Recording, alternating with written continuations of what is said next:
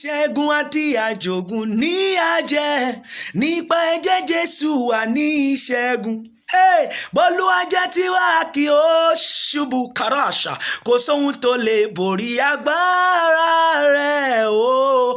Aṣẹ́gun ni mí, ológun dẹ̀ ni mí, nípa ẹ̀jẹ̀ Jésù bàbá fún wa ní ṣẹ́gun, wa ní ṣẹ́gun nípa ẹ̀jẹ̀ Jésù.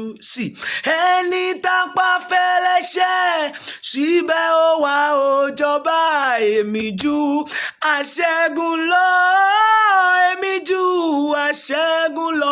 Ológun ni Olúwa, Olúwa sì ni orúkọ rẹ̀. Ọba tó ń jagun tó ṣẹ́gun, ajàmálẹ̀tù ajàmálòbọn, ọba tí ń jà pẹ̀lú òrùn tó ń jà pẹ̀lú iná. Speaking on his behalf, that every war that you have ever fought and you have lost, now have the victory in the name of Jesus. Dìde ojú aṣẹ́gun lọ.